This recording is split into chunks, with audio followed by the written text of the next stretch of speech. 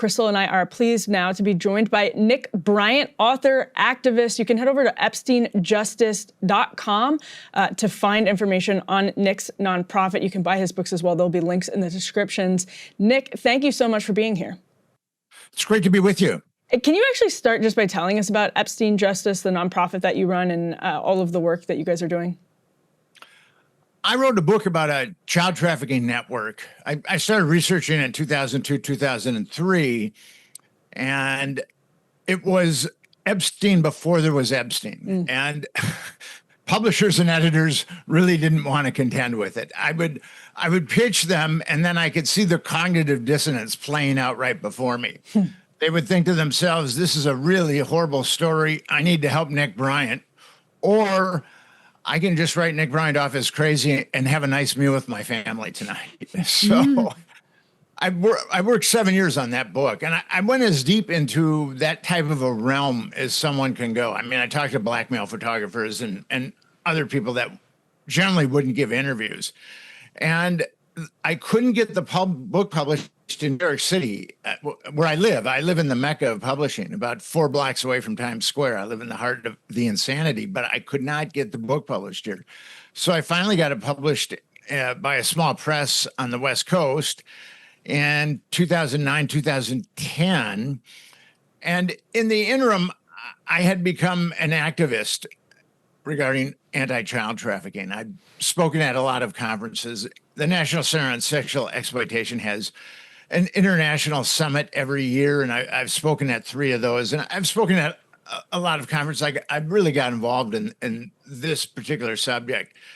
And then I was reading about someone named Jeffrey Epstein in 2011, and he seemed to have an insatiable appetite to molest underage girls.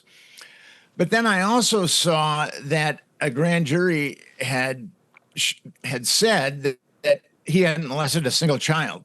And that was the exact same thing with the book that I wrote. There were 2 very corrupt grand juries that said not a single child was molested, like the grand jury that looked into Jeffrey Epstein said that not a single child was molested. And I don't know if your audience is familiar with how grand juries work, but a special prosecutor is chosen to oversee a grand jury, and grand jurors are just citizens that have shown up for jury duty, have been funneled to a grand jury.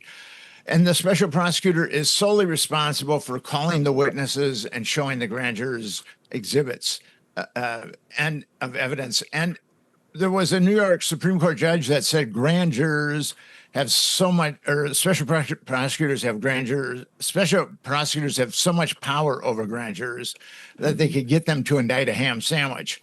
So I saw that a ham sandwich was indicted in Florida, and then I went down there and ultimately went down there in 2012. And so before the infamous influencer binder moment from Pan Bondi, where they claimed, oh, this is the Epstein files phase 1, and they claimed to be releasing all of this new information, you actually had published even more of that information. You were the first person to put out the Epstein Black Book. In fact, I think it's fair to say that you are the person, journalist or non-journalist, government agency, or anyone on the planet who has exposed the most information about Jeffrey Epstein. So can you take us back and talk to us about his Black Book, what it contained, and what you take to be the import of that and what it exposes about the way that he operated?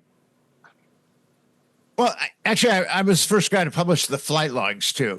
And when I was in Florida, 2012, investigating this, I do my thing. I was knocking on doors, talking to people, making calls. And then I had a fortuitous experience where I was able to acquire the Black Book. And how the Black Book came into being as far as me being able to access it, Alfredo Rodriguez, Jeffrey Epstein's house manager, stole it. And he was trying to sell it to one of the attorneys that were representing Epstein victims. And he was trying to sell it for $50,000. And he called it the Grail. And the attorney called the FBI. The FBI did a sting, and then attorneys for Epstein ultimately got the Black Book, or attorneys for the victims ultimately got the Black Book, and that's how I got it. But I can remember the day that I got it. I was staying near Naples, and most of my beat at that point was Fort Lauderdale, Miami. So I woke up really early one morning. Lawyers generally like to have meetings early in the morning. So I I wasn't on too much sleep, and I drove there, and then he handed me the black book, and I just went like, whoa. And and then I went to a Dunkin' Donuts and had a couple of cups of coffee and looked through it all. And I was really stunned. But what was really edifying to me, and I think that I might have been the first journalist to know this, is there's well over 100 victims in the Black Book, well over 100 victims. And I started calling them. And most of them did not want to talk to me, which I understand. I've taken on this topic before, and a lot of victims just don't want to talk because they've been so badly burned. Yeah. But I did talk to a few of them, and they talked about being flown around, and they talked about an island. And at that point, I realized that Epstein was running a nationwide pedophile network, and that he had an island where he would fly girls. And I came back to New York City in 2012, and again, editors and publishers really weren't enthusiastic about that information. And in your experience, I mean, there's that famous video, I think that Project Veritas got of Amy Robach back in the day saying they killed her Epstein story. She had it all. In your experience, Nick, what obstacles have you noticed? I mean, everyone has a million theories on this, but what do people tell you? What did people tell you back then when you were trying to get this information out? They provided a number of disingenuous responses. Like it was too old. I mean, one editor told me it was too old when, like a month later, they published an article on the Revolutionary War. So obviously, but they just didn't want to touch it. It was radioactive, and because I was the fountainhead of it, they looked upon me as radioactive. And if you look at how the media has covered Epstein, they've been pretty good at digging up salacious dirt on Jeffrey Epstein and his co-conspirators, but I'm not aware of one major media outlet that has called for justice, because so many little girls were molested by the machine that Jeffrey Epstein and Ghislaine Maxwell built. And why don't we have outrage in the media? I mean, why don't we have people in the media demanding that there be a congressional investigation? I just think that that's bizarre. Yeah. Let's put A7 up on the screen. This is, excuse me, with regard to this video that was released, when the Department of Justice under Trump puts out this 2-page memo saying nothing to see here, case closed, Jeffrey Epstein killed himself. And they put out this video that purported to show Jeffrey Epstein's cell that they claimed was completely unaltered. Well, it turned out there was at least 1 minute that was missing from the video. Pam Bondi gave an explanation of, it's just like that. It always resets at that time. CBS dug in, and they found a number of instances where the video appeared to have been altered and edited. And they also had a source that told them that's not true, that there was this minute originally missing, and that there's some weird reset every night that leads to this minute being missing. So, yeah, I'm curious your reflections on the way that this Trump administration has behaved, and what you make of the extraordinary moves of, we're going to release the files, and here's these binders that expose nothing new, and the client list is on our desk. Pam Bondi says we're reviewing hundreds of thousands of hours of footage, and that's why it's taking so long. To all of a sudden, there's nothing to see here. We're closing the case. Here's a video. Everyone shut up.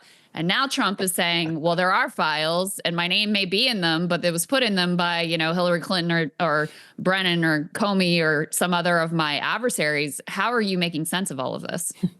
Well, let me address the prison. The Bureau of Prisons took an unbelievable amount of heat in 2019 when Jeffrey Epstein apparently killed himself. And if the Bureau of Prisons could have exonerated themselves with any kind of cogent footage, they would have done it in a heartbeat, but they didn't. And then all of a sudden, this footage just magically appears. And what's interesting is Dan Bongino, the number 2 guy at the FBI, had a podcast where he was continually questioning Epstein's, whether Epstein committed suicide or whether he was murdered. And then he gets behind this ridiculous footage. I mean, really, really ridiculous footage, and thinks, yeah, Jeffrey Epstein murdered himself. I've got no doubts now. It's amazing what happens to people once they get a little power and they get into office. And I don't know why he's done a 180 on that. There's various explanations for it, but he's definitely done a 180. And with the Bondi debacle, I can kind of walk you through it. On February 26, Bondi was on Fox, and she said, "I'm going to release the Epstein files. Everything that you will ever need to know will be released." And then a few days later, she released some files, and it was essentially a nothing sandwich. And then she declared that she'd been bamboozled by the FBI's New York field office. I forgot about that part. Yeah. So we can say that she was either lying on national television or she was inept. And I'm a charitable person, so I'll just call her inept, at least at this point. That's what I was thinking. And then she further tarnished her credibility by saying that, yes, there was tens of thousands of videos of Epstein with children or child porn. There are hundreds of victims.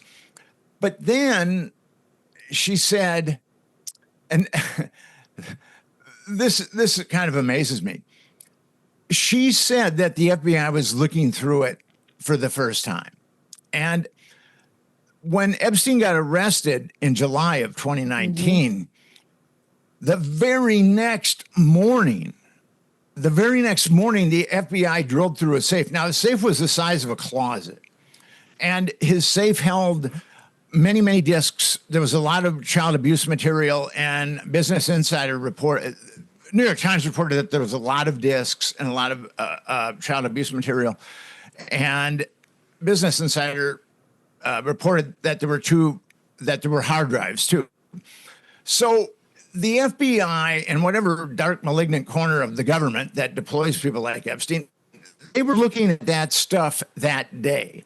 So for Bondi to come out and say that the Epstein safe was opened up and it hadn't been looked at for 6 years, that was kind of her crescendo of mendacity. I mean, you really, because I've followed this case so closely, I've been able to kind of see these lies in real time. But yeah, she really got herself into a hole. And then the Trump administration continued to get itself in a hole when they said it was a conspiracy by the Democrats. Well, what happened was it was actually a conspiracy started by the Republicans. Jeffrey Epstein got his sweetheart deal in 2007, and he got it via the Department of Justice, the Southern District of Florida. Alexander Acosta was the U.S. attorney, and he was going to impanel a grand jury to look into the allegations about Jeffrey Epstein. And actually, they had a list of 34 victims. I have that list. But they knew of 40 underage victims. And what happened there was a major travesty of justice. So Alexander Acosta vowed that he was going to exact justice.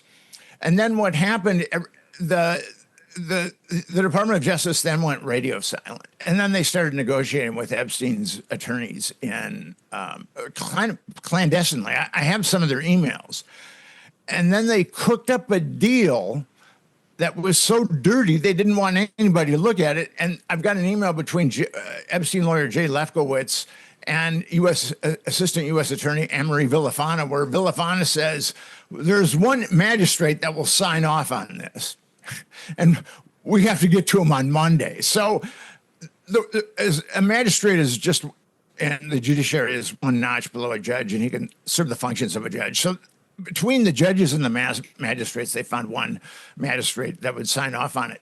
And then they sealed it so no one could take a look at it. And attorneys representing Epstein victims and the Palm Beach Post appealed the sealing, and Judge Kenneth Mara of Florida said that the document should be unsealed. And then the Department of Justice appealed that.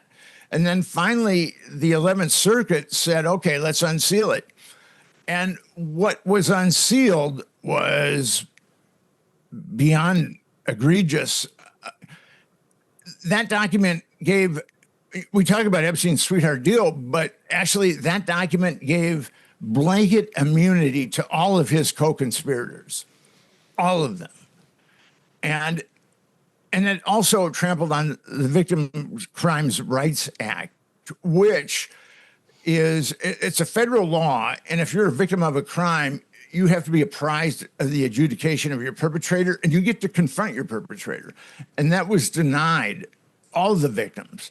And that's another reason why they wanted to seal it. And then to make sure that that didn't come back to bite them, they had the state put Epstein in a county jail for 18 months, and he did 13, but he was allowed to go out during the day and molest children. So that was all done under the Bush administration. When Trump says it's a Democratic conspiracy, he seems to have forgotten who gave Jeffrey Epstein the sweetheart deal. So on that note, let's roll A8. This is a point that was raised about Trump and Epstein on CNN. Want to get your reaction to this, Nick? Research shows from investigative reporting from the Miami Herald that Jeffrey Epstein was actually still on the Mar-a-Lago membership logs up to 2007. Okay, so Trump was still getting money from Jeffrey Epstein up till 2007. Jeffrey Epstein was still paying for his membership at Mar-a-Lago, according to the Miami Herald. And that, of course, is a year after Jeffrey Epstein's arrest in Florida in 2006. So if he kicked him out for being a creep, yes, that would have even been a year after that would have been established through a legal suit. Correct. And so, Nick, just yesterday, Trump seemingly confirmed that Jeffrey Epstein, in Trump's words, quote unquote, stole Virginia Giuffre from him at Mar-a-Lago, that the contention seemed to be that Epstein was kicked out because he had been poaching Trump's employees, like Virginia Giuffre, obviously a very young woman, from Mar-a-Lago. What more should people know about that type of connection between Trump and Epstein? There's two reasons why Jeffrey Epstein and Donald Trump got divorced. One is that Trump or Epstein was poaching young girls at Mar-a-Lago, or one girl. And then the other one is the real estate deal. I mean, a lot of people seem to put their chips on the real estate deal instead of Mar-a-Lago. Virginia Giuffre was, I knew Virginia, and we become friends, and that's a very sad story. But people that are sexually trafficked as children, their suicide rate is 3 times higher than the general population. But Virginia was working at Mar-a-Lago. She was 15 years old, and she was working in the spa. Her goal was to be a therapeutic masseuse, and that's where Maxwell got her. So it wasn't Epstein that was the one who conscripted Virginia. It was actually Maxwell. What else do we know about the Trump-Epstein relationship and how close it was? Let me actually play for you. I think this is A6, guys. Michael Wolff is one of the few journalists who spent a lot of time with Epstein. He's got a lot of recordings of Epstein. He makes a lot of claims about, their relationships. So let me play a little bit of what he said about these photos that he says he was shown of Donald Trump with young girls. Let's go ahead and take a listen to this. At one point, after Trump had been elected, I was sitting talking to Epstein, and he said, "Wait a minute, I got to show you something." And then he went into his safe, and he came out with photographs. They were Polaroids, I think, and he kind of spread them out like playing cards, and it was Trump. I mean, I think there were a dozen of them, and it was Trump with girls of an uncertain age at Epstein's Palm Beach house where all of the things that he would ultimately be accused of took place. And I remember very vividly 3 of them. There are 2 in which Trump is, the girls, topless girls, are sitting on Trump's lap. And then a 3rd in which he has a stain on the front of his pants. And the girls are kind of pointing at it, sort of bent over, laughing, Covering their mouths. And, exactly. And pointing, 3 or 4 girls. And those are the ones I specifically remember. It's certainly not unlikely that they were in the safe when the FBI came in after his arrest and took everything from the house. How much credence do you give to those allegations? And what can we say for sure about the nature of the relationship between Trump and Epstein?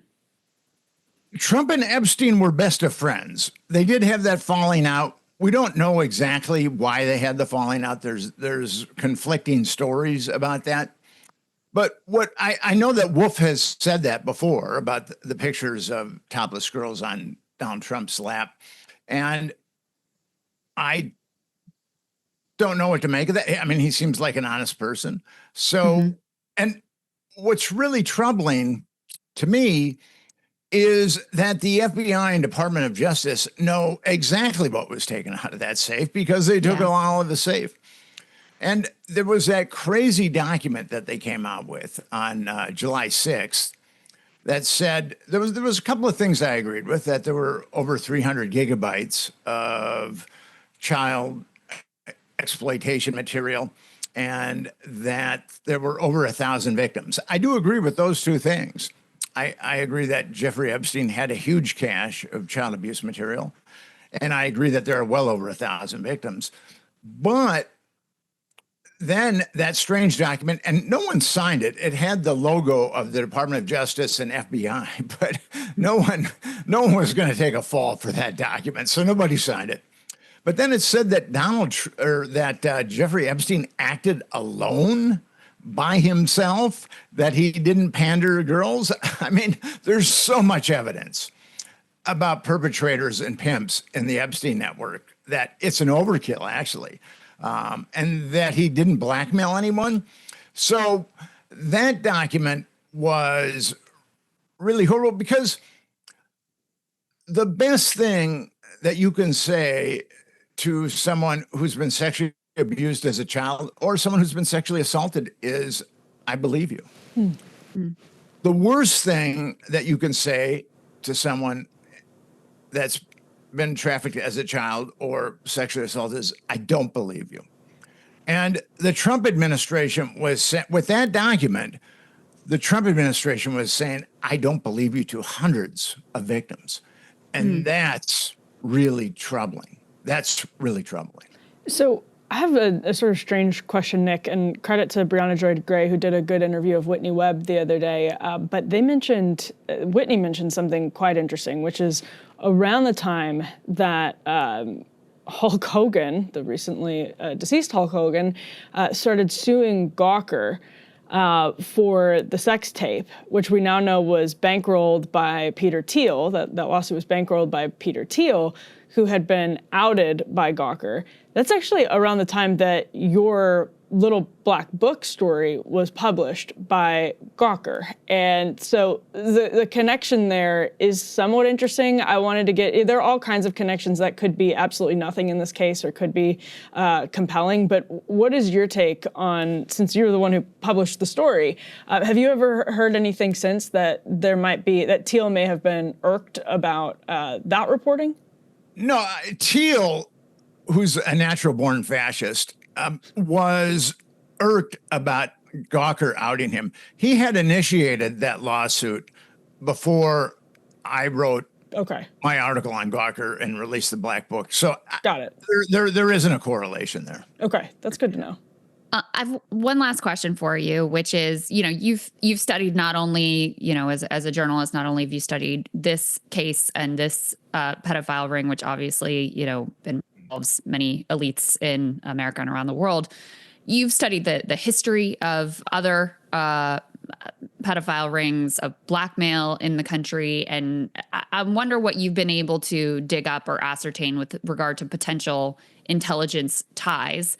And sometimes, that aspect of this is framed as this like really wild conspiracy, which is why I think your work is so important, exposing that, compromat is actually par for the course for the CIA, for Mossad, for MI6. And it would not be some wild, insane thing to imagine that if he does have this compromising material on powerful people, that there would be numerous intel agencies who would be very interested in leveraging that.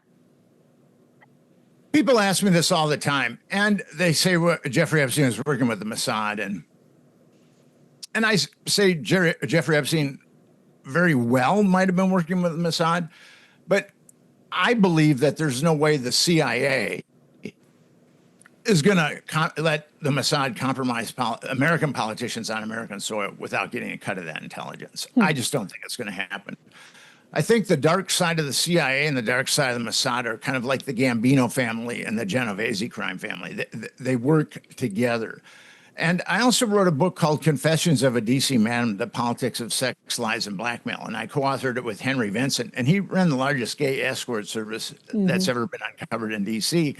And the CIA assets were using his escorts to out closeted politicians. And we name a number of them in the book. So blackmail or compromat is as old as our republic. There was a muckraking journalist that came across a story of Alexander Hamilton having an affair with a married 23-year-old. And her husband was blackmailing Alexander Hamilton. And then the muckraker wrote a story about Hamilton's woes. And then, and Jefferson and Hamilton had a lot of antipathy towards each other. And the muckraking journalist thought that Jefferson would give him an appointment in his administration because he helped Sully Hamilton's. And what happened there was he did not. Jefferson didn't let the guy in his administration. And then he wrote a book some articles about Jefferson having sex with one of his slaves, Sally Hemings, which DNA has shown to be the case. So compromat is as old as our republic. And there are a lot of our politicians that are compromised.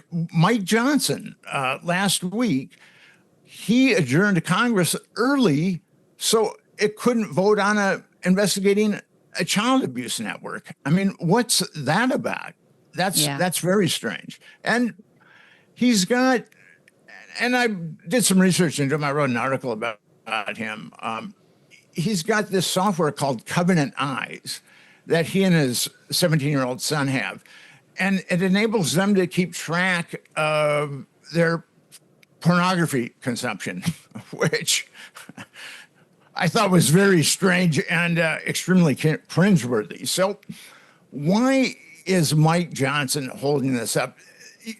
The decent thing to do would to investigate Jeffrey Epstein and the child molesters. But because blackmail is so integral to our system, and Johnson might even be blackmailed, or someone whose blackmail is putting pressure on him, that's why our system is so dirty. And there's Republicans and Democrats that are compromised. They're both. I mean, this is a partisan effort. Yeah. Well, Nick Bryant, thank you so much, first of all, for your work. And again, everybody go to EpsteinJustice.com to support your work there. And thank you so much for joining us this morning. Thank you. Can I just add one thing here? Of course. The Centers for Disease Control did a study and found that 25% of underage girls in America and 5% of underage boys in America have been molested. Now, people in the field think that that's slightly conservative for underage girls and very conservative for underage boys. But if you just go with the CDC numbers, you've got over 50 million Americans that have been molested when they were underage. And the Department of Health and Human Services commissioned a study that found that 240,000 to 325,000 women and children were sexually trafficked in the United States every year. So we're talking about millions of people. And according to the Federal Human Trafficking Report of 2023, the last one that we have access to, 664 people were charged with child trafficking in the United States. So if we go with the Department of Health and Human Services lowest number, 240,000, 664 people are being prosecuted. And that's one place where our society really, really has to do a lot of work, because only a fraction of 1%. And if we allow the Justice Department to be unresponsive to victims in the Epstein case, a proven trafficking case, that sends a message to millions of victims in this country that they have no voice and no hope for justice. I think that's so important to underscore. And I think it's also a big part of why this case has been so important to so many people, and getting justice for these victims has been so important. That's right. Thank you, Nick, so much. Hey, have a great day. Hey, if you like that video, hit the like button or leave a comment below. It really helps get the show to more people. And if you'd like to get the full show ad-free and in your inbox every morning, you can sign up at breakingpoints.com. That's right. Get the full show, help support the future of independent media at breakingpoints.com.